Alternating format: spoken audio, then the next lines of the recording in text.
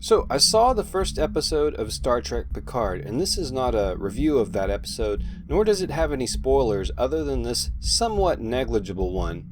The Romulans are obviously going to be heavily featured throughout this series, and although we don't really see a lot of ships until the end of the first episode, we finally, since Star Trek Nemesis 18 years ago, get to see a Romulan ship. In this case, what appears to be a small shuttle, but according to the previews, we will be seeing more Romulan ships in this series soon. I will say, so far from what I've seen, is that Star Trek Picard is probably far less likely to piss off a lot of hardcore Trek fans in the same way that Star Trek Discovery did.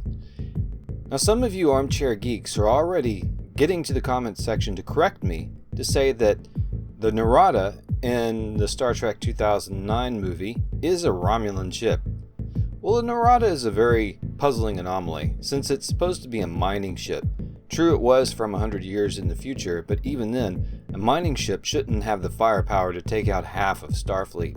There's actually a Star Trek comic that sort of explains the Narada, which is based on stolen Borg technology, but I digress. To me, this isn't truly a Romulan ship. It certainly doesn't look like one.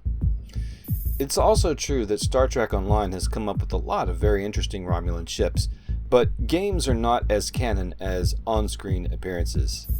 In Star Trek Nemesis, and whatever you think of the overall movie, it actually did have a pretty decent space battle with some badass Romulan ships. The Valdor-class warbirds. The Scimitar is debatable as a Romulan ship since it was built and crewed by Remans. However, it's unlikely that the Remans designed the Scimitar since they're a lower caste, often slaves in Romulan society. Now again, I'm keeping spoilers to a negligible minimum and only saying that this Romulan ship seen in Picard is just coming in for a landing. I won't say where it's landing or any of that.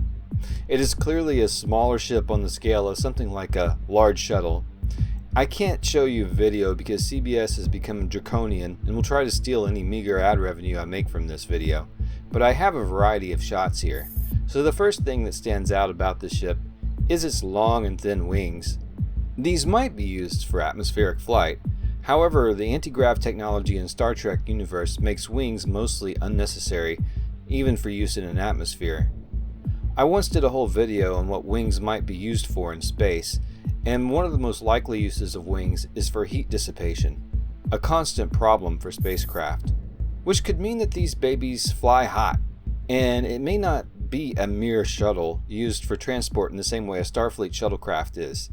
As you can see, it also has no nacelles, a common item for ships that can use warp drive in Star Trek.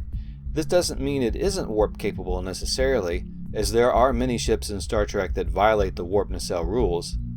But all of this could mean that these are actually a bit more than shuttles, perhaps an assault shuttle or even a strike fighter. From this angle, you can see this green light module here. This might be a weapon launcher, perhaps a torpedo launcher, which would further support the idea that this is a fighter or strike craft. It may also be merely a navigational deflector, something many Star Trek ships have to push navigational hazards such as rocks, debris, and space junk out of the way. Now the lighting is not that great in this scene, but we can see one landed here and the other taking off. This is where the design fails just a bit in my opinion. Like a proper small Romulan themed ship, I believe that there should be some wing articulation. The wings could crank up to an upward position like the Brill-class bird of prey does as it lands, or they could fold inward together and save a lot of space in the landing base.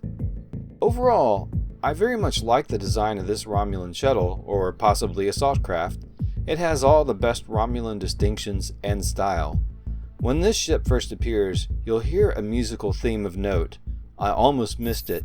In the original series episode Balance of Terror, when the Romulans made their first appearance in Star Trek, there was a theme that played that went roughly like this. Dun dun dun dun dun dun dun.